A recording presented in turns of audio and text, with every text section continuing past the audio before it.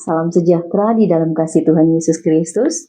Puji syukur kepada Tuhan untuk kesempatan yang Dia karuniakan, sehingga saya secara khususnya diberi kesempatan untuk boleh sharing pengenalan firman melalui Matius 27 ayat 1-10. Sebelumnya, mari berdoa. Terima kasih Tuhan telah memberkati kami untuk memperoleh kesempatan belajar bersama bagian firman-Mu. Siapapun yang boleh mendengarkan melalui channel YouTube ini, biar kiranya kami boleh sama-sama belajar tentang apa yang Tuhan mau nyatakan dalam Injil Matius 27 ayat 1-10. Maka kami membuka hati dalam nama Yesus Kristus. Amin. Mari kita membuka bagian dari isi firman Tuhan Matius 27 ayat 1-10. Dan saya membaca dalam terjemahan Lembaga Alkitab Indonesia versi terjemahan baru 1. Dengan judul Yesus diserahkan kepada Pilatus, kematian Yudas. Ketika hari mulai siang, semua imam kepala dan tua-tua bangsa Yahudi berkumpul dan mengambil keputusan untuk membunuh Yesus. Mereka membelenggu Dia, lalu membawanya dan menyerahkannya kepada Pilatus, wali negeri itu. Pada waktu Yudas yang menyerahkan Dia melihat bahwa Yesus telah dijatuhi hukuman mati, menyesallah ia. Lalu ia mengembalikan uang yang 30 perak itu kepada imam-imam kepala dan tua-tua, dan berkata, "Aku telah berdosa karena telah menyerahkan darah orang yang tak bersalah." Tetapi jawab mereka, "Apa urusan kami dengan itu? Itu urusanmu sendiri." Maka ia pun melemparkan uang perak itu ke dalam bait suci, lalu pergi dari situ dan menggantung diri. Imam-imam kepala mengambil uang perak itu dan berkata, "Tidak diperbolehkan memasukkan uang ini ke dalam peti persembahan, sebab ini uang darah." Sesudah berunding, mereka membeli dengan uang itu tanah yang disebut tanah tukang periuk untuk dijadikan tempat pekuburan orang asing. Itulah sebabnya tanah itu sampai pada hari ini disebut tanah darah. Dengan demikian, genaplah firman yang disampaikan oleh Nabi Yeremia. Mereka menerima 30 uang perak, yaitu harga yang ditetapkan untuk seorang menurut penilaian yang berlaku di antara orang Israel. Dan mereka memberikan uang itu untuk tanah tukang periuk, seperti yang dipesankan Tuhan kepadaku. Terpujilah Kristus atas firman-Nya. Saudara yang diberkati oleh Tuhan, setiap manusia pasti pernah berbuat salah. Tetapi yang menjadi persoalannya ialah bagaimana menyikapi tindakan yang sudah terlanjur salah dilakukan.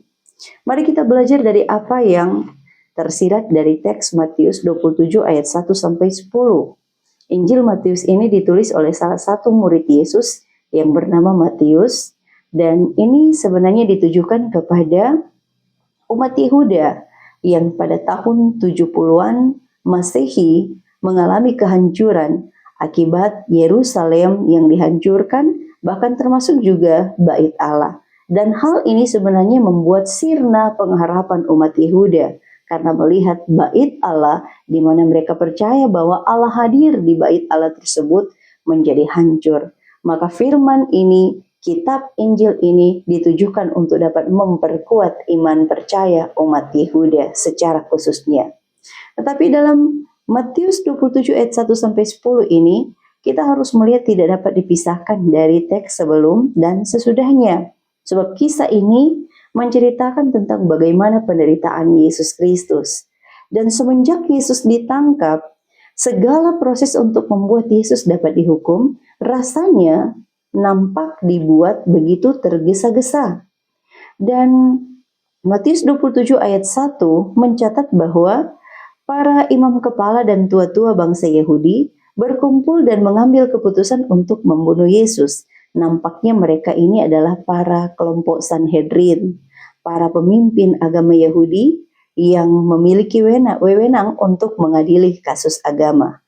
Memang ada Sanhedrin besar yang terdiri dari 70 orang para pemimpin Sanhedrin. Nampaknya imam-imam kepala dan para tua-tua yang dimaksud tersebut dalam Matius 26 ayat 59 menceritakan bahwa mereka mencari kesaksian palsu terhadap Yesus supaya Yesus dapat dihukum mati.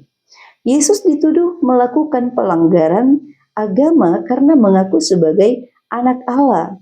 Pengakuan tersebut dianggap sebagai bentuk penghujatan terhadap Allah, dan karena itu Yesus harus dihukum mati. Tetapi harus diingat bahwa ini dilakukan oleh para pemimpin agama Yahudi karena mereka telah membuat suatu siasat yang palsu, bermufakat untuk suatu hal yang salah. Nah, Yesus mengalami beberapa bentuk pengadilan. Yang pertama ialah pengadilan agama dari kelompok Mahkamah Agama, kelompok Sanhedrin. Dan yang kedua ialah pengadilan Romawi. Yang dalam hal ini kita melihat dalam catatan ayat 2, Yesus dibawa kepada Pilatus sebagai wali negeri atau gubernur Romawi di Yudea. Dalam narasi ini kita melihat bahwa segala bentuk penghujatan dan yang mereka tuduhkan kepada Yesus Kristus dianggap sebagai satu ancaman yang bahaya terhadap kepemimpinan atau otoritas Romawi. Dan karena itu, peran Pilatus dalam hal ini kita melihat tidak hanya penting bagi konteks religius, di mana pemimpin agama Yahudi berusaha untuk menjadikan kesempatan ini supaya Pilatuslah yang akan memberikan keputusan supaya Yesus ini dapat disalib. Tetapi juga ini menjadi simbol dari persimpangan antara kekuasaan politik dan tanggung jawab moral yang dipegang oleh Pilatus. Sayang sekali, Pilatus lebih memilih untuk menjaga kekuasaan politiknya. Sebagai seorang pemimpin, ia tidak melihat segi kebenaran untuk dapat ditegakkan, tapi dia hanya menjaga kepentingan pribadinya dalam segi kekuasaan politik. Nah, kita melihat bahwa kekerasan-kekerasan yang dialami oleh Yesus ialah seperti Yesus dibelenggu atau diikat, dan kemudian ia dijatuhi hukuman mati dalam hal ini dengan proses disalib. Memang jadi suatu pertanyaan bahwa ada begitu banyak cara untuk menghukum Yesus dengan proses yang ada. Tetapi proses penyaliban adalah proses yang paling menyakitkan, bahkan paling dianggap hina. Maka inilah yang dialami oleh Yesus Kristus. Ia mengalami penderitaan yang tak layak ia dapatkan. Dan justru ia dapatkan dari sebenarnya orang-orang yang mengerti tentang hukum Taurat. Derita Yesus mengingatkan kepada kita bahwa kadang ada derita yang tidak disebabkan oleh karena kesalahan kita sendiri. Tetapi derita yang diizinkan karena kehendak Allah. Namun apapun itu, tetaplah bertahan bersama dengan Tuhan. Kadang orang yang kita anggap patut kita teladani, patut kita banggakan, justru menjadi orang yang mengecewakan hidup kita. Tapi ingat bahwa tidak ada manusia yang sempurna. Karena itu, jangan berpengharapan kepada manusia, tapi berpengharapanlah hanya kepada Tuhan saja. Sebab manusia bisa mengecewakan, tapi Tuhan tentu tidak akan mengecewakan kita. Ayat 3-9 menceritakan tentang Yudas yang menyesali perbuatannya karena telah menjual Yesus dengan harga 30 keping perak. Dari sini kita melihat bahwa apa sebenarnya motivasi Yudas untuk menjual Yesus. Ia bukan membenci Yesus, tetapi ternyata kita mendapati motivasi yang dilakukan oleh Yudas ialah karena ia mencintai uang. Yudas mencintai uang. Ingat firman Tuhan berkata bahwa akar segala kejahatan ialah cinta uang. Itu tertera dalam 1 Timotius 6 ayat 10. Karena uang, orang bisa menghalalkan berbagai cara. Mengkhianati teman, menjual diri sendiri untuk mendapatkan uang, dan lain sebagainya. Karena uang, manusia juga bisa meninggalkan Tuhan. Keluaran 21 ayat 32 menyebut bahwa sebenarnya harga 30 keping perak tersebut adalah harga seorang budak. Demikian harga Yesus di mata Yudas Iskariot sebagaimana harga budak. Jika dirupiahkan maka Harga 30 keping perak tersebut tidak sampai 300.000 rupiah. Penyesalan Yudas memang semakin mendalam. Ada beberapa faktor yang membuat ia menyesal. Yang pertama, bahwa ia melihat Yesus telah dijatuhi hukuman mati. Yang kedua, ia menyadari bahwa ia telah menyerahkan darah orang yang tidak berdosa. Dan yang ketiga, rasa penyesalannya yang paling mendalam ialah bahwa ia tidak dapat mengembalikan keadaan agar Yesus tidak dihukum mati, sekalipun uang 30 keping perak tersebut ia kembalikan kepada para imam dan tua-tua di tempat itu. Tapi sayang sekali bahwa kata penyesalan yang dialami oleh Yudas dalam hal ini menggunakan kata metamelomai, yang berarti perasaan menyesal, hanya sekedar perasaan saja. Perasaan ini berbeda dengan perasaan metanoia, yang berarti perasaan perubahan pola pikir yang ke arah yang lebih baik atau membawa seseorang untuk hidup dalam pertobatan. Sedangkan perasaan metamelomai tidak membawa Yudas untuk berada pada pola pikir yang tepat untuk bertobat. Oleh karena itu tidak heran jika Yudas justru mau mengakhiri hidupnya dengan cara yang tidak tepat pula.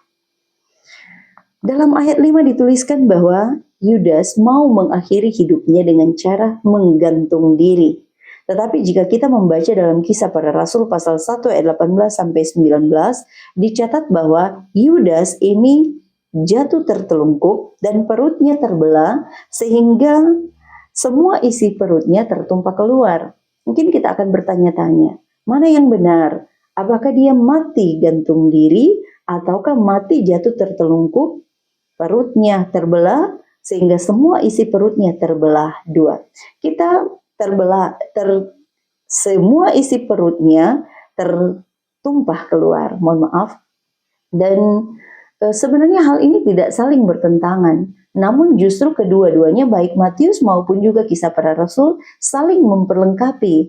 Sebab Matius tidak mencatat bahwa Yudas mati gantung diri, tapi yang dikatakan ialah bahwa Yudas menggantung dirinya.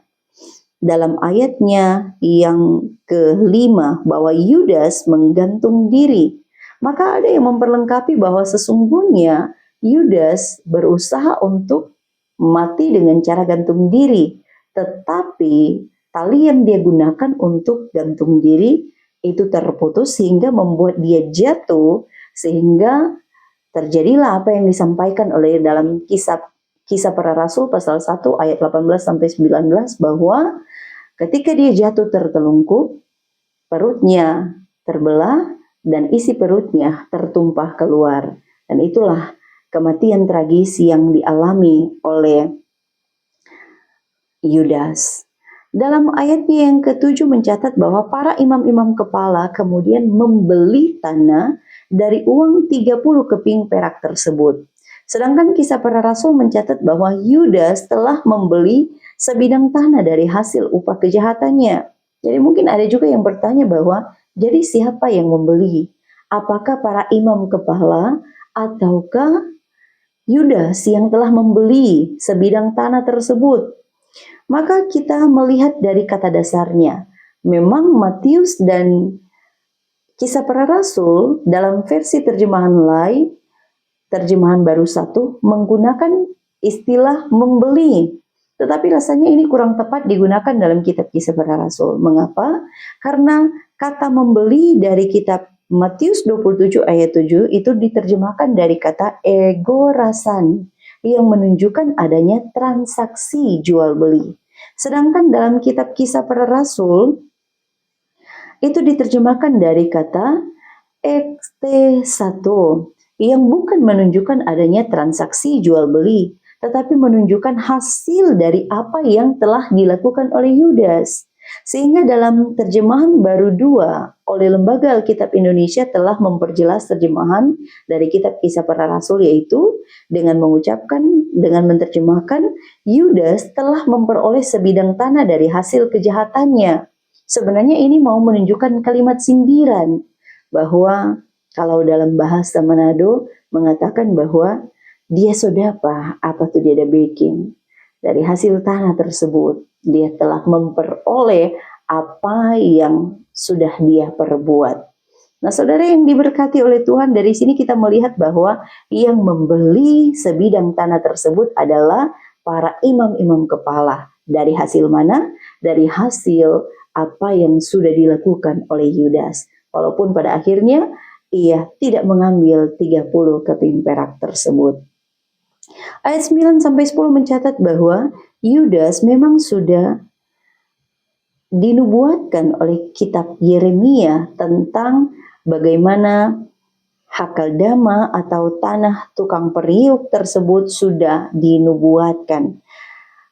Namun sebenarnya kita melihat bahwa kutipan yang dicatat dalam Matius pasal 27 ayat 9 sampai 10 ini merupakan kalimat yang disampaikan oleh Nabi Zakaria. Tapi apakah hal ini juga dinubuatkan oleh Yeremia? Kalau begitu dalam hal mana kita melihat bahwa ini adalah nubuatannya Yeremia? Nah, kita melihat dalam Yeremia pasal 18 dan Yeremia 19 ayat 6 mengenai di mana letak tanah darah tersebut atau Hakaldama tersebut. Ini menunjuk kepada Yeremia 19 ayat 6 bahwa tempat itu disebut tanah darah sebab menjadi tempat tanah pembunuhan. Orang mungkin akan berpikir bahwa jika hal ini sudah dinubuatkan berarti Allah yang merancangkan kejahatan, Allah yang merancang bahwa segala sesuatu ini harus terjadi, Allah membuat segala sesuatu yang jahat itu tercipta. Tetapi sesungguhnya dalam Matius 18 ayat 7 mencatat bahwa bagian akhir Yesus berfirman, memang penyesaatan itu harus ada, tetapi celakalah orang yang mengadakannya. Ini mengingatkan bahwa Allah tidak pernah merancang kejahatan. Karena setiap pilihan untuk berbuat baik atau berbuat jahat, keputusannya ada pada manusia itu sendiri. Belajar dari hal ini kita kembali pada pertanyaan awal, yaitu setiap orang mungkin pernah membuat satu kesalahan. Tetapi bagaimana tindakan yang pantas dilakukan sesudah berbuat salah? Ada orang yang berkata bahwa penyesalan itu selalu terjadi di belakang. Kita bisa belajar dari kisah Yudas, bahwa yang pertama, janganlah terobsesi dengan harta. Sebab orang yang mencintai uang bisa saja gelap mata karena dia tidak punya iman untuk menggunakan uang sebagai berkat yang Tuhan beri. Orang yang terlalu mencintai uang akan menghalalkan apa saja agar tujuannya tercapai. Tetapi sesungguhnya uang tidak memberi jaminan rasa damai, apalagi jika diperoleh dengan cara yang tidak tepat. Yudas, dia adalah seorang yang dipercayakan oleh Yesus untuk menjadi bendahara, pemegang perbendaharaan.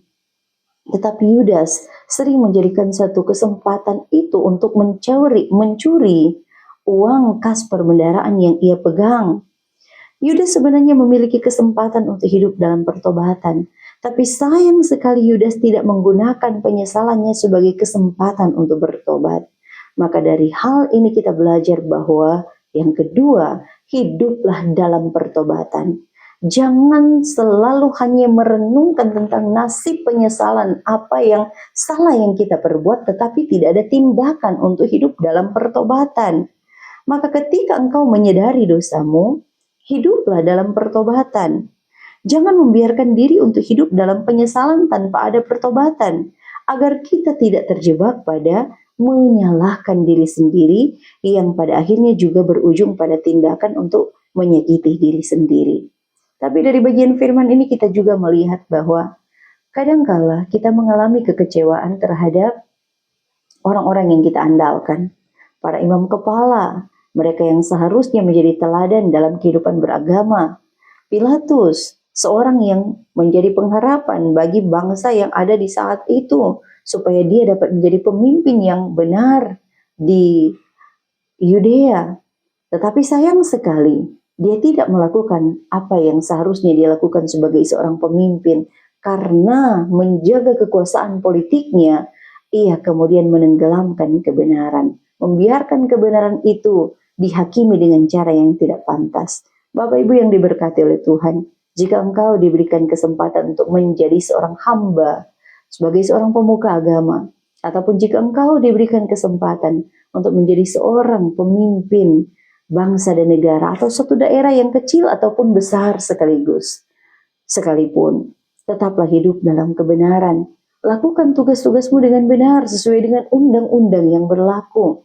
Sebab jangan biarkan ada orang yang tak bersalah harus jatuh oleh karena kekuasaan yang kita lakukan.